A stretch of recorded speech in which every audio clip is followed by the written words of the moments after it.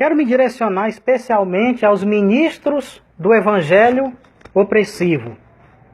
Aqueles que pregam o evangelho opressivo, que oprime, que introjeta culpa nas pessoas, que exclui. Aqueles que são, não no sentido original da palavra fundamentalista, mas num princípio mais pejorativo mesmo, num significado pejorativo, que são fundamentalistas. Eu quero falar mais uma vez a respeito do dízimo, tá bom? E para começar, quero ler Novo Testamento, Hebreus, capítulo 7, versículo de número 5. Diz assim: e os que dentre os filhos de Levi recebem o sacerdócio têm ordem, segundo a lei, de tomar o dízimo do povo, isto é, de seus irmãos, ainda que estes tenham saído do lombo do patriarca Abraão. Pessoal, aqui esse versículo está dizendo que o dízimo é segundo a lei.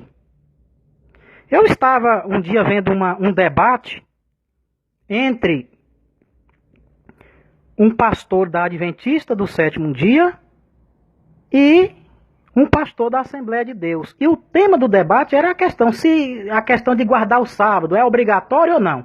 É óbvio que os adventistas defendem a teologia de que tem que guardar o sábado. E o pastor da Assembleia de Deus dizia que não era preciso. E o que mais me chamou a atenção é que o argumento do pastor da Assembleia de Deus era que que o sábado faz parte da lei e que a lei foi abolida quando Jesus veio. A lei foi direcionada para o povo de Israel. A lei não foi direcionada para a igreja, foi direcionada para o povo de Israel. Não foi direcionada para um povo cristão, vamos dizer assim. Então não havia, portanto, segundo ele, a necessidade de observar o sábado, né? Então, eu até concordo com ele, o argumento dele foi pertinente, eu concordo, só que... Então eu pergunto para esse pastor e para outros pastores que porventura possam ter a oportunidade de ouvir o que eu estou dizendo. Por que eles não ensinam sobre o dízimo a mesma coisa? Porque o dízimo, conforme o que eu li aqui em Hebreus 7, versículo 5, é um mandamento segundo a lei. Se a lei foi abolida, se a lei não tem mais o significado do Velho Testamento para o povo cristão, então por que então o dízimo é obrigatório? Por que eles pregam o dízimo até nos moldes do Velho Testamento, afrontando o povo, amedrontando? Tem que entregar o dízimo, Malaquias 3,10, o devorador vai te comer e vai acabar com suas finanças e não sei o que, e tanta besteira mais. Por que ele não fala a verdade? A resposta é muito simples. Acontece que a igreja, ela passou por uma transformação radical. E essa transformação, ela se principiou no ano 325 da era cristã, quando o imperador Constantino supostamente se converteu ao cristianismo e aí transformou o caminho, vamos dizer assim, porque eu não digo que Jesus veio fundar uma religião. Quem fez isso foi o homem em nome dele. Jesus veio abrir o caminho para a humanidade se encontrar com Deus, através de um evangelho pelo qual possamos andar, percorrer e conhecer a Deus, libertar a consciência do homem através do evangelho. Foi isso que Jesus veio fazer. E o homem transformou isso numa religião.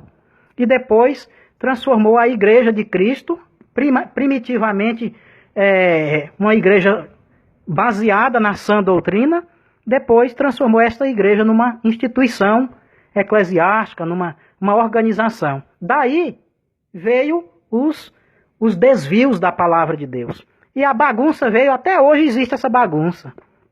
Por que eles não falam? Eles falam tanto, eu estou falando dos protestantes mesmo, que pregam uma teologia que condena a teologia do catolicismo romano, porque é uma teologia que antigamente a igreja mandava matar as pessoas que discordavam dela, a igreja católica. Isso está nos anais da história da igreja, não é?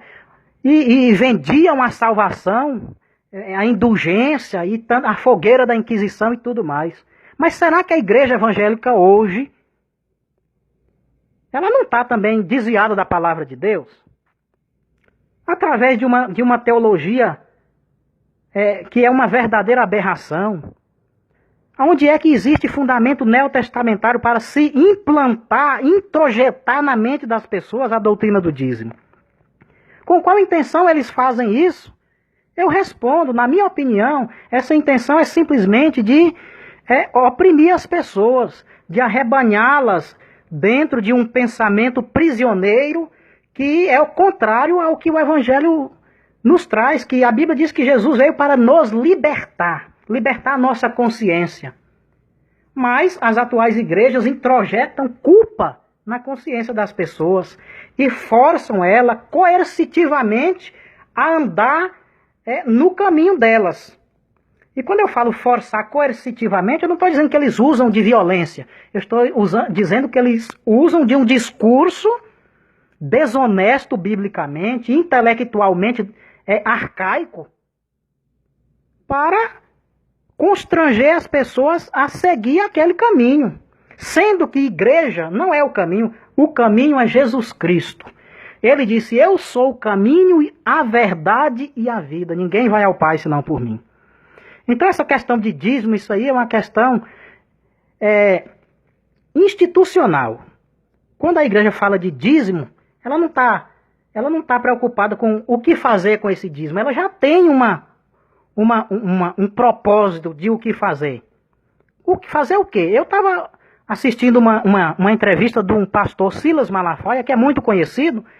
Essa entrevista foi dada à apresentadora do SBT, Marília Gabriela, o programa da Gabi, De Frente com a Gabi. E nessa entrevista, o pastor Silas Malafaia disse que os seus pastores, que ele é presidente da Assembleia de Deus Vitória em Cristo, portanto ele tem pastores auxiliares, dirigentes. Ele disse que os seus pastores ganham de 4 mil a 22 mil reais de salário. Daí percebe-se qual é a intenção de introjetar de goela abaixo a doutrina do dízimo. Porque não existe fundamento neotestamentário, um fundamento hermenêutico sadio para se dizer que o crente tem que entregar o dízimo, porque se não entregar está contrariando os princípios do Evangelho. Eu até pensava muito bem do pastor Silas Malafaia, mas agora eu já estou com um pouco... eu tenho mais uma restrição por causa disso aí, porque ele veio com umas teologias completamente absurdas.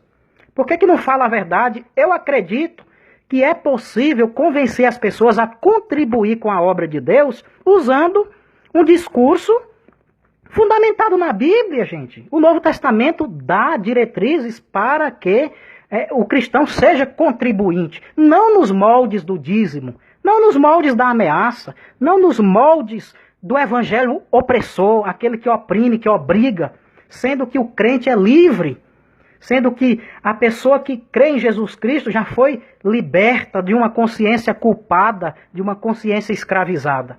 Mas o que eles querem é exatamente isso, escravizar a mentalidade e a mente das pessoas. Então, eu já entreguei muito dízimo na igreja, de acordo com dentro da proporção das minhas condições. Mas quando eu fiz isso, eu o fiz baseado na doutrina que eles pregavam, porque eu ainda não tinha o conhecimento que hoje eu tenho. Mas quando as coisas se desenvolvem, certamente a gente passa a entender as coisas. E o Evangelho está aí para abrir a nossa mente e nos dar a entender que nós realmente somos livres para com Cristo e não presas de um determinado sistema religioso corrupto que aprisiona as pessoas.